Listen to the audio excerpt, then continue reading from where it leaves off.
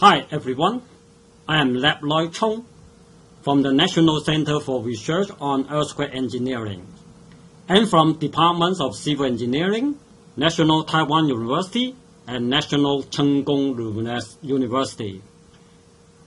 This is my name in Chinese, Chung Li. Welcome to the course Introduction to Seismic Design of Structure. This is lecture 1-1. Strategies for prevention of earthquake disasters. Everyone in Taiwan has experience of earthquakes. What we can do, and this lecture will talk about the strategies for prevention of earthquake disaster. When facing earthquake, we are humble because it's impossible to eliminate earthquake disasters. There are so many active faults in Taiwan, and the active fault running in the direction north and south. If we have a highway running from the east to west or west to east, it's quite possible that the highway have to cross over an active fault. If the active fault rupture with displacement in meters, and the highway crossing over the fault, I don't think we can have any way to eliminate earthquake disaster. On the other hand, we are confident because we know that if we do something, we can minimize the earthquake disaster. For example, if we upgrade the seismic performance of buildings so that less building collapse, then we can reduce the earthquake disasters with less human beings lost their lives. And here are some terminologies. Fault rupture, in Chinese, 断层破裂, is one of the reasons for the occurrence of earthquakes. Earthquake report, and this is a report issued by the Central Weather Bureau to have some information about the earthquake. In Chinese, 地震报告. Hypocenter, in Chinese, 震源, is the location where the earthquake initiates. An epicenter is the mapping of the hypocenter to the surface of the earth. In Chinese, we call 震央. To describe the location of epicenter, we need a two-dimensional coordinate. That means that we have to use two coordinates. One is the latitude, in Chinese, 纬度. The other is longitude, in Chinese, 经度. To describe the location of hypocenter, we need three-dimensional coordinates. Therefore, in addition to latitude and longitude, we have also the focal depth. It's the depth under the ground where the earthquake initiates. And magnitude. Magnitude of an earthquake describes how much energy is released by the earthquake. In Chinese, 规模. And intensity describes the level of shaking. If the intensity is high, that means that the level of shaking is high. In Chinese, called 震度. For one earthquake, we have only one magnitude, but different places, different sites have different intensities. Therefore, we have so many intensities because different places have different intensities. Felt earthquake. If the earthquake is large enough, then it can be felt by human being. Earthquake prediction. Before the earthquake happened, and we know that there's an earthquake coming, and it's called earthquake prediction. In Chinese, 地震预测. Earthquake early warning. The earthquake did happen, but we know that the coming of the earthquake, so that it's called earthquake early warning. In Chinese, 地震早期预警. Seismometer is a sensor to detect the earthquake. In Chinese, 地震仪. And there are two major seismic waves. One is pressure wave. The intensity is not that high, and we call 压力波. And the other one is shear wave. The intensity is higher, we call 剪力坡. Hypocenter distance is the distance from the hypocenter, is the distance of the site from the hypocenter.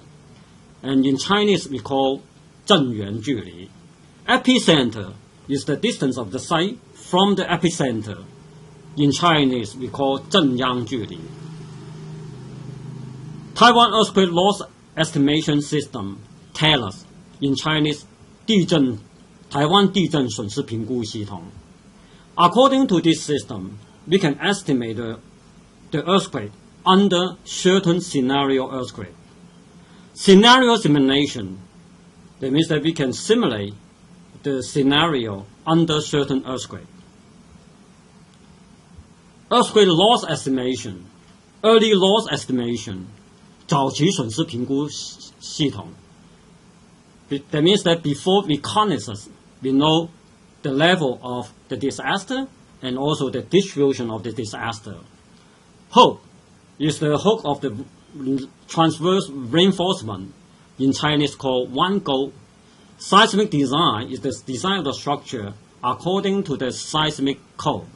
We call it seismic design, in Chinese 耐震设计.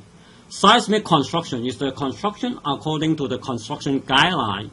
We call 耐震施工. Seismic evaluation for those existing buildings, existing structure. We would like to know the seismic performance of those structures through seismic evaluation. In Chinese, 耐震评估. After evaluation, you will know that the seismic performance is not enough. Then we can adopt some seismic retrofit method. And seismic retrofit, in Chinese, 耐震补强. And after 2016 Meinong earthquake, an earthquake report was issued by Central Weather Bureau. And from this report, we will have some information. The first one is the date of the earthquake. It's 2016, February 6th. And the time of the earthquake is early in the morning, 3:57 a.m. And the epicenter, and is described in two-dimension coordinate, and is at 22.92 degree north latitude. Another coordinate is 120 degree east longitude. And also the focal depth. That means that the location of the earthquake under the ground is 14.6 kilometers. And the magnitude of the earthquake is 6.6. And the intensity, it depends on where is the site. There are so many numbers here, and the number stands for the intensity level. It ranges from 7, 6, 5, 4, 3, 2. And in this earthquake, 117 people died, and 551 people were injured. And according to statistic analysis carried out by Dr. Wen Yujian, and he proposed that disastrous earthquake occur every 15 to 20 years in Taiwan. And the disaster earthquake is well defined. It is defined as an earthquake caused more than 100 deaths. When facing earthquake, there are so many strategies. And strategy one is live away from Taiwan. And we know that Taiwan locates at high seismicity area. And the seismicity is different for different areas. Then we can leave Taiwan for some place where the seismicity is not that high, like Singapore, Malaysia, or South Korea, or Vietnam. Yeah. Therefore, the strategy one is living away from Taiwan for some places where seismicity is not that high. However, 2.3 million people stay in Taiwan, live in Taiwan, love Taiwan. Therefore, strategy one is not applicable for the people in Taiwan. Then we move to strategy 2, predicting earthquake. Because earthquake report was issued by Central Weather Bureau, And Central Weather Bureau also forecast the weather, so that people will ask, can we predict earthquake? In predicting earthquake, there are three key elements: time, location, and magnitude. Time includes year, month, day, hour, and minute. And location is the location of the epicenter and also the focal depth. Therefore, it's described in three-dimensional coordinate. One is latitude, and then longitude, and then the focal depth. And magnitude is the energy released by the earthquake. We can say that the prediction is not complete when one of the key elements is missing. Therefore, these three key elements are very important in the prediction of earthquake. In Taiwan, more than 20,000 earthquakes occur every year. Among them, 1,000 are felt by human beings. And in Taiwan, only magnitude higher than 6, the inland earthquake with magnitude higher than 6 may cause this disaster. That means that if the magnitude is lower than 6, even if it occurs in Taiwan island, there will be no disaster.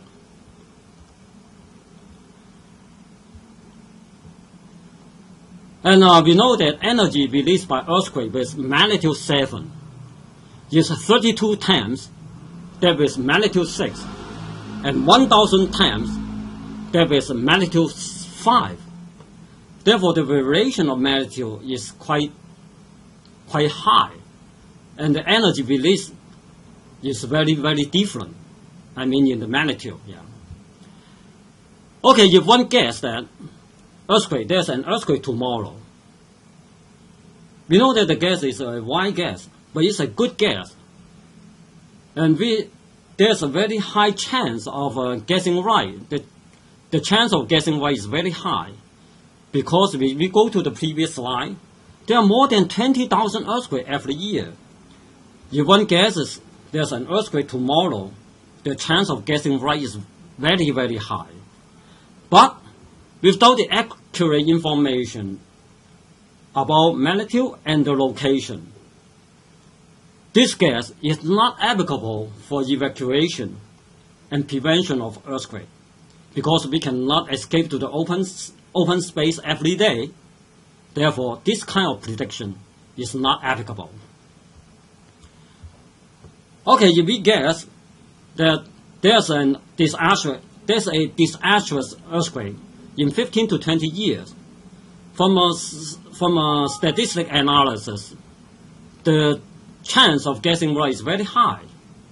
But without the accurate information about time and location, this prediction is not applicable for evacuation and prevention of disasters.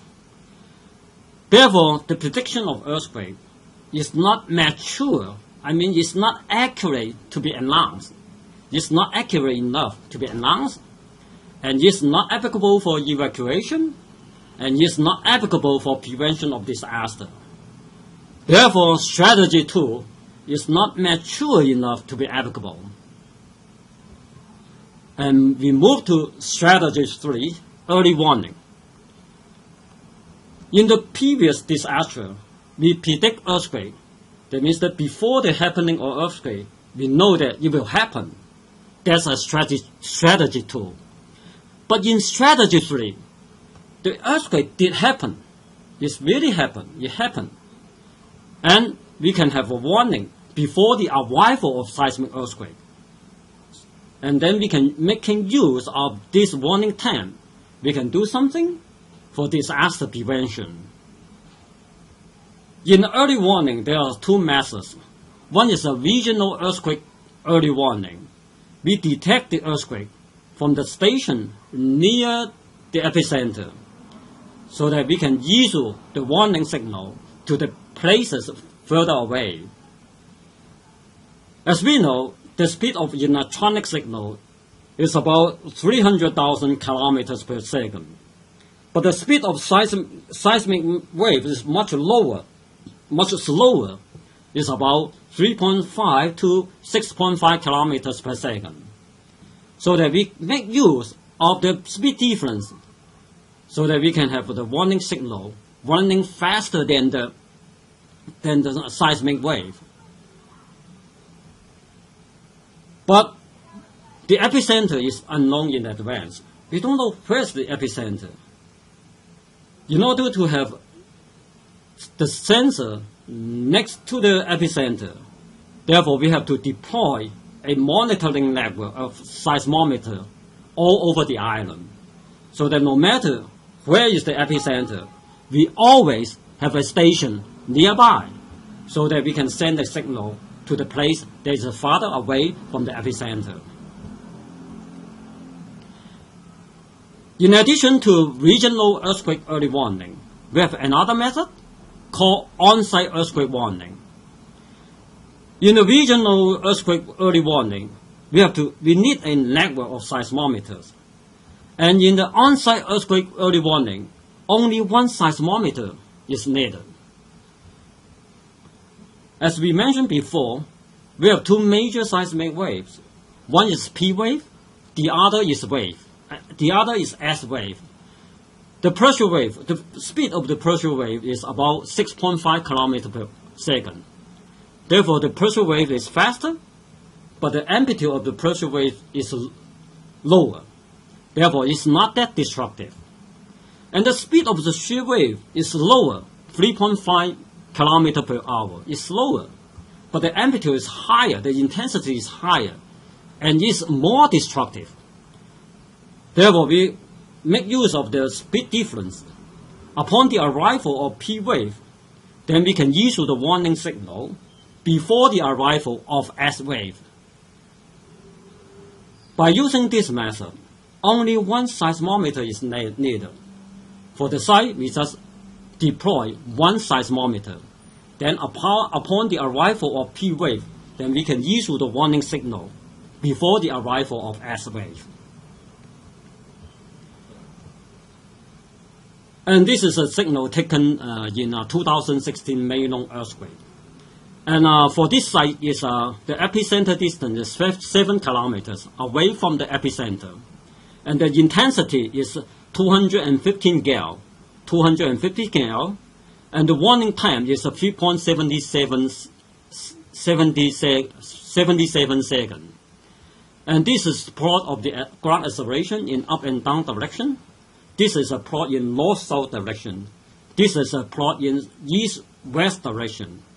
At this time, the P wave arrived, and the intensity, the amplitude of the vibration is not that high.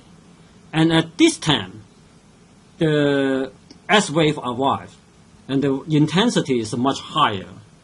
Therefore, we can have the warning time here. And the warning time is 3.77 seconds. Here's another station, and it is 77 kilometers from the epicenter, and the intensity is 144 Gauss.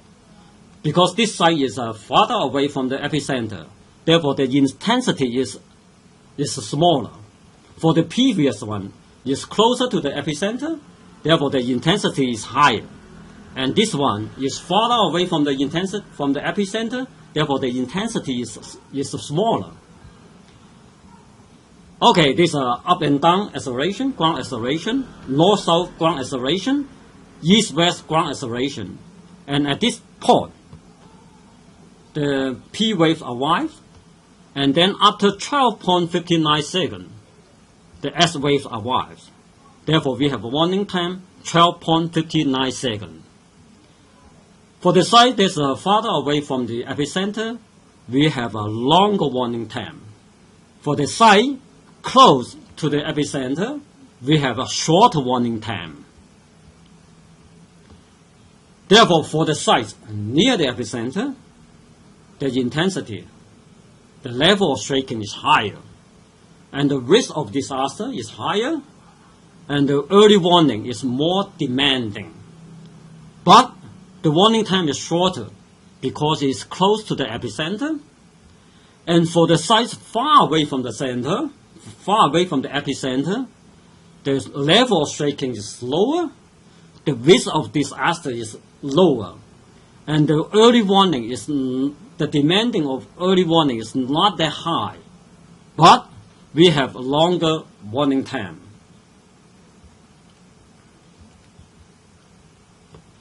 The warning time ranges from second to 10 plus second. It depends on the distance from the epicenter.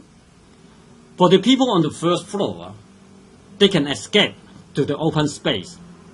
If the route is, there's no obstacle along the route, so the people on the first floor can escape in seconds to the open space. And people on the second floor or above floors, they have to find some shielding, some places or something for shielding on the spot. An elevator stops at nearby floor, leaves the door open, and avoid people from being trapped. If one was trapped after earthquake, it's very dangerous. We know that earthquake may be followed by fire. If fire happens and the one is trapped in the elevator, it's very dangerous. And for high-speed trains, they can slow down and avoid derailment. And for high-technology fabrication plants, they can stop manufacturing process. Probably the loss of earthquake may be reduced. Therefore, strategy 3, early warning. Since we have the warning time ranges from second to 10 plus seconds, is applicable, but the limitation, the application is limited. And we move to strategy 4, making disaster prevention plan. And if we told the office, or told the government official, or told the company that earthquake is very important, and earthquake is very disastrous, they don't know what they can do. They don't know what they can do. Therefore, disaster prevention plan is very important. And Taiwan earthquake loss estimation system was developed by ANCRE. According to this system, we can assign scenario earthquake and then perform the loss estimation. From the loss estimation, we can have some results. We know the number of human lives lost, the amount of economic loss, so that we can make disaster prevention plan. According to the prevention plan, we can be well prepared before the arrival, before the attack of earthquake. Probably we can relieve the earthquake loss, and also we can recover faster. Therefore, strategy 4 is applicable for preparedness. Then we move to strategy 5, early loss estimation. According to the TELUS, Taiwan earthquake loss estimation, thousands of scenarios can be simulated, including every single possible earthquake, and then we store the results in a database. Once we receive earthquake report, what we do is just compare the earthquake report with the scenario results and pick up the most matched one so that we can issue the loss estimation result in a very short time. According to earthquake loss estimation results, there are PGA distribution, that's the peak ground acceleration distribution, and also damaged building distribution, and casualty distribution.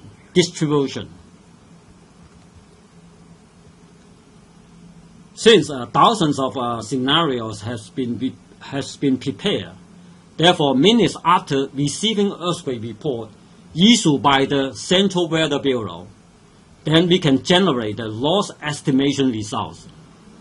According to these estimation results, we have some idea about the level and distribution of the disaster.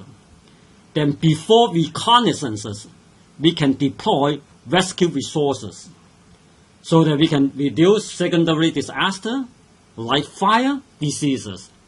And then we can have earlier recovery.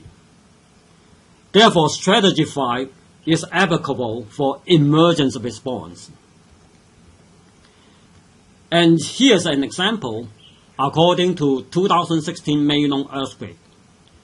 Then we can generate the loss estimation, early loss estimation results in just 1 minute after receiving the earthquake report issued by the Central Weather Bureau. According to the results of early loss estimation, we can have the PGA distribution, like this map. And then we can have a building damage distribution, like this map. And the number of buildings that are totally collapsed or partially collapsed. For 1 to 3 story building, there are totally 302 buildings are totally collapsed or partially collapsed. And 4 to 6 building, 4 to 7 story building, and 46 buildings are totally collapsed or partially collapsed. And 8 story or above, 9 buildings were totally collapsed or partially collapsed. Then total 357 buildings are expected to be totally collapsed or partially collapsed in this earthquake. Then we move to another strategy. That is a strategy 6, seismic design and construction. In 1997, we issued a version of seismic design codes. And this version of seismic design codes are considered to be modern and mature.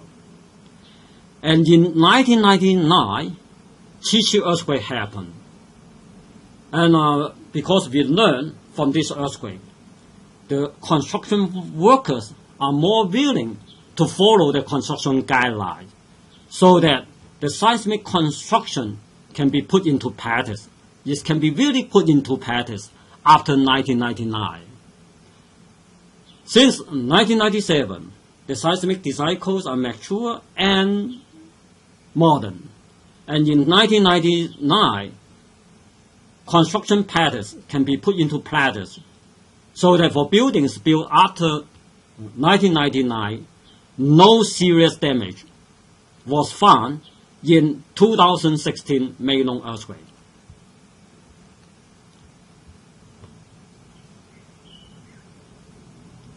According to the seismic design and construction, we can have a nice failure mode that will not have a sudden collapse of the building.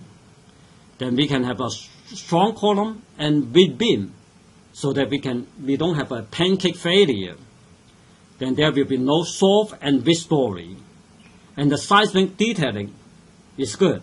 We have a 155-degree hook, and the transverse reinforcement are closely spaced, and the way for the splice follow the guideline. Therefore, strategy 6 is applicable for new structure. And this is the last strategy, seismic evaluation and retrofit. As we know, existing buildings are designed and constructed according to the guideline at that time. If you view the structure from nowadays, probably the seismic performance is not enough. Therefore, according to evaluation, we can know the seismic performance is enough or not. If not, then we can take some measure to retrofit the building. And this is a building called Nanhua District Office. In 2016 Meilong earthquake, the column damage, the pipe is embedded in the cover concrete. The building was considered as dangerous building. It cannot serve as emergency response center after the earthquake. There's another district office called Guilin District Office. Low damage was observed. It's operational, and it can serve as emergency response center after the earthquake. And we take a close look to the building. There's 2 green walls here, and then we have the reference from the Google map. There's no green wall here. That means that the building has been retrofitted by reinforced concrete walls. Therefore, with retrofit, there's no damage, the building is operational, and then you can serve as emergency response center. If we go into the building, there's a wall at the left-hand side, another wall at the right-hand side. That means that totally adding 2 reinforced concrete walls. After retrofit, there's no damage, it's operational, you can serve as emergency response center after the earthquake. Therefore, seismic retrofit is cost-effective. If we consider those district offices, for those offices without retrofit, there were structural damages, and it could not serve as an emergency response center. For those district offices with retrofit, there were no damage, and it was operational. It could serve as emergency response center. Therefore, Strategy 7, seismic evaluation and retrofit, is applicable for existing structures. And in this lecture, we talk about strategies for prevention of earthquake disaster. And we are so humble that we know that it's impossible to eliminate all the earthquake disaster. But we are so confident that if we do something, it's possible to minimize the earthquake disaster. And there are so many strategies for the prevention of earthquake disaster. We cannot use only one strategy. We have to use a multiple strategy, and all the strategies work together to prevent future earthquake disaster. For the coming of disaster earthquake, what we can do something, and then to be well prepared. That's all for this lecture. Thank you. See you again soon. Bye-bye.